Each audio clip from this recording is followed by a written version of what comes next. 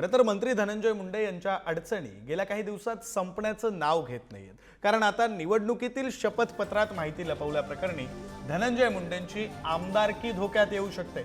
या प्रकरणात धनंजय मुंडे यांना परळी न्यायालयानं आता कारणे दाखवा नोटीस बजावली। विधानसभेच्या निवडणुकीत उमेदवारी अर्ज भरताना खरी माहिती लपवल्याबाबत करुणा मुंडे यांनी दाखल केलेल्या तक्रारीच्या अनुषंगानं परळीच्या फौजदारी न्यायालयानं नोटीस बजावण्याचा आदेश दिलाय। याबाबत 24 फेब्रुवारी 2025 रोजी परळीच्या फौजदारी न्यायालयात सुनावणी सुद्धा होणार आहे।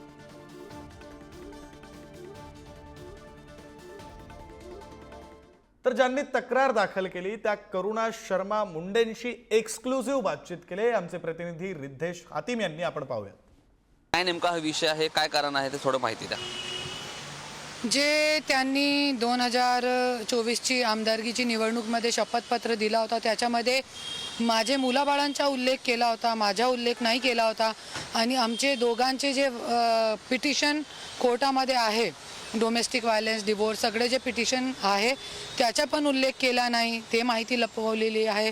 आणि जे प्रॉपर्टी आहे ते लपवलेली आहे, सगळी माहिती जे आहे खोटी दिलेली आहे।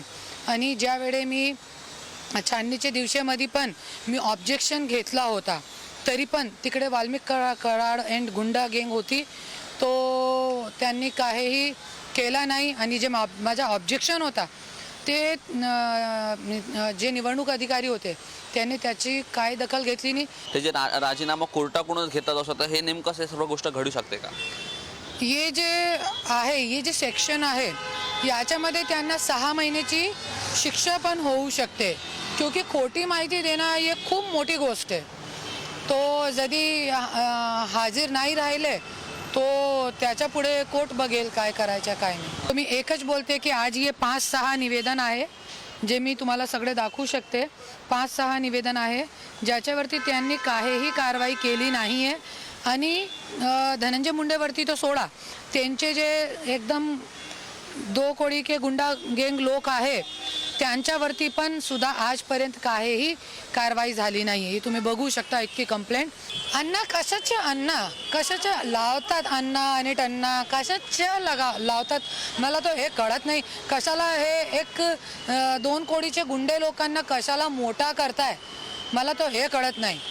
आणि फक्त राजकीय पावर मुळे हे लोक मोठा होतात, हे गुंड गँग। नक्कीच आपल्यासोबत करुणा मुंडे शर्मा होते। अनेक राजकीय विषय त्याचबरोबर जो कोर्टाकडून समन बजावण्यात आला आहे त्या संदर्भात त्यांच्याकडून जी प्रतिक्रिया एकंदरीत आहे जी देण्यात आली आहे। व्हिडिओ जर्नलिस्ट श्रीकांत खरातसह मी रिद्धेश हातीम, पुढारी न्यूज, मुंबई।